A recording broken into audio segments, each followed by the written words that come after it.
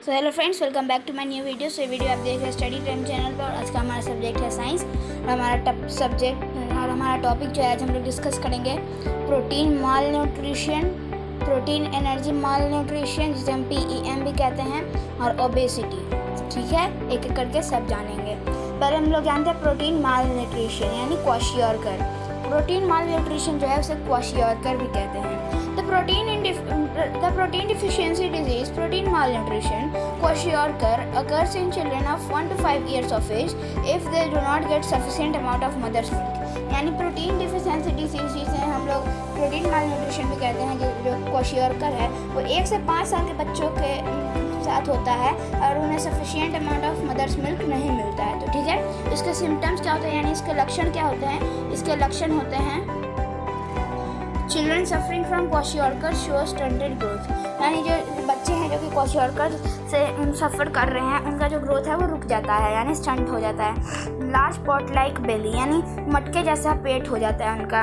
और mental retardation, यानी वो थोड़े मेंटली रिटार्डेड रहते हैं। ठीक है। स्वॉलन फेस, यानी फूला हुआ मतलब फेस रहता है, मतलब बहुत ज़्यादा फूला हुआ। ठीक है। थिन लेग्स, यानी पतले पैर और हाथ भी होते हैं। And cracked and scaly skin, और स्केली स्किन होते हैं। ठीक है। अब हम लोग जानेंगे प्रोटीन एनर्जी माल न्यूट्रिशन। ठीक है। प्रोटीन एनर्जी माल न्यूट्रिशन क्या होता है, जिसे हम लोग PEM भी कहते हैं, उसको हम लोग मारास्मस भी कहते हैं। PEM is a deficiency, it's a disease, it's not a deficiency disease, it is a disease caused due to the shortage of proteins and carbohydrates in the diet of the children। ये भी एक deficiency disease है, लेकिन यहाँ पे लिखा होने में मैंने गलती से पढ़ दिया था। PEM जो है एक डिसीज़ है जो कि एक प्रोटीन और कार्बोहाइड्रेट की कमी के द्वारा होता है बच्चों के डाइट में, यानी बच्चे जो खाना खाते हैं उसमें।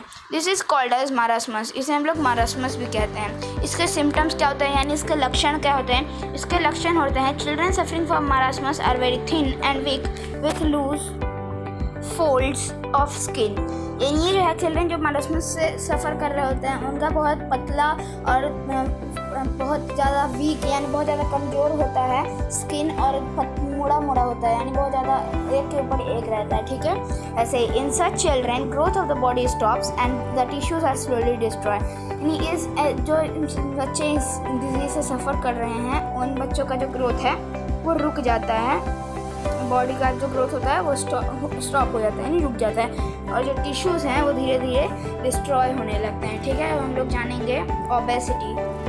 ठीक है।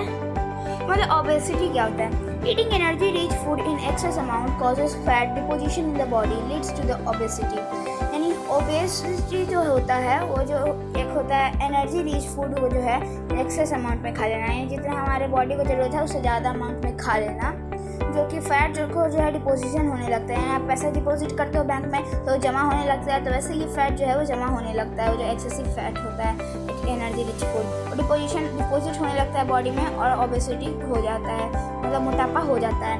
Obese person can be prone to, यानी ओबेस पर्सन जो है वो इन चारों चीज़ों से जो नीचे लिखे गए हैं उन सबसे सफ़र कर सकते हैं। हार्ट डिजीज़, यानी दिल की बीमारी उनको हो सकती है। हाई ब्लड प्रेशर, यानी उनका ब्लड प्रेशर जो है बहुत ज़्यादा हाई रहता है। इंक्रीज लेवल ऑफ कोलेस्ट्रॉल, यानी उनके बॉडी में जो है वो कोलेस्ट्रॉल की मात्रा बहुत ज़्यादा है, और उनको डायबिटीज़ भी हो सकता है। ठीक है। अब हम लोग जानेंगे causes of obesity in children, यानी बच्चों में जो है कॉजेज ओबेसिटी मोटापा कैसे होता है। Obesity in children has become a common problem this days, यानी बच्चों में जो मोटापा है वो एक कॉमन प्रॉब्लम बन गया है इन दिनों। ठीक है। This is due to excessive intake of junk food like pizzas, potato wafers, noodles, ice cream and soft drinks, यानी ये जो है इसलिए होता है कि हम लोग एक्सेसिव अमाउंट में जंक फूड ले लेते हैं, तो वो भी तो हमारे फूड में डिपॉजिट होगा ना।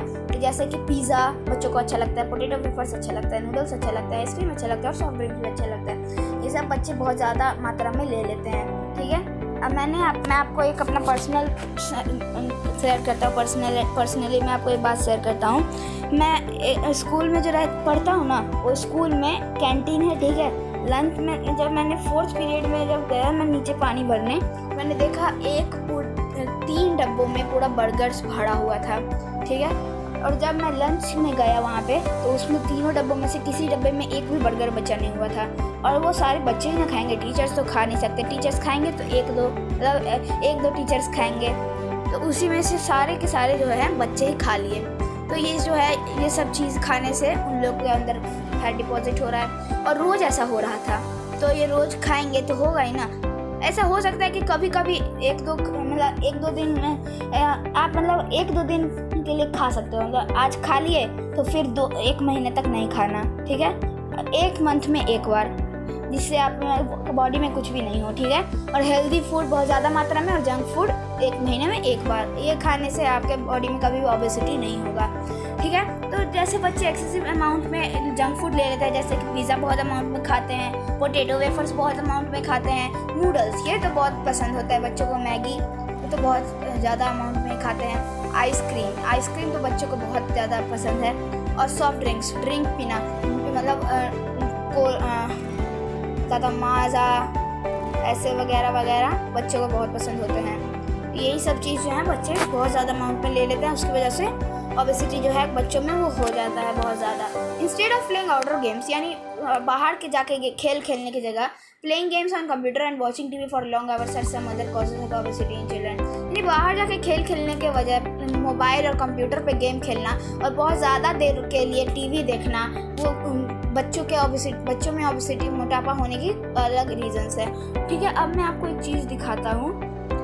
आपने नोटिस किया होगा कि ये जो माल वर्ड है, ठीक है, माल, ये माल न्यूट्रिशन में आया है, तो इसका मतलब क्या होता है आखिर, ठीक है। ये जो माल है इसका मतलब क्या होता है, अब मैं आपको बताता हूँ। ये जो माल है इसका मतलब क्या होता है। माल जो है ना वो एक इंग्लिश वर्ड है। कौन वर्ड है? एक इंग्लिश वर्ड, ठीक है। इसका मतलब होता है बैड। तो आपने माल न्यूट्रिशन सुना तो वो एक डिफिशियंसी डिजीज़ है, तो यानी बैड न्यूट्रिशन, यानी उनके बॉडी में जो है न्यूट्रिशन बहुत खराब मात्रा में होता है, इसीलिए ये होता है। बस यही बताना था मुझे और कुछ नहीं, तो मैंने सोचा कि बता देता हूँ, तो इसलिए मैंने बता दिया। तो अब हम लोग अपने होमवर्क की तरफ बढ़ते हैं, ठीक है। तो गाइस आपका होमवर्क ये है आज का, लर्न द टॉपिक, यानी मैंने आपको आज पढ़ाया डिफिशियंसी डिजीज़ में इसके मैंने आपको पढ़ाया, ये आप देख सकते हैं। प्रोटीन माल न्यूट्रिशन ये मैंने आपको पढ़ाया, प्रोटीन एनर्जी माल न्यूट्रिशन और ओबेसिटी। इन दोनों में से अगर आप ओबेसिटी को जानना चाहते हो ना तो आपको तो अभी ही याद हो गया होगा ओबेसिटी, ठीक है। ओबेसिटी का ये भी हो सकता है result of eating energy giving food in large amount, यानी ओबेसिटी जो है एनर्जी गिविंग फूड को ज़्यादा अमाउंट में खा लेने का रिजल्ट होता है। ये आप याद कर सकते हो। आपको याद करना है प्रोटीन माल न्यूट्रिशन और प्रोटीन एनर्जी माल न्यूट्रिशन, सब आपको याद कर लेना है। So thanks for watching. We will meet in next video. Have a nice day.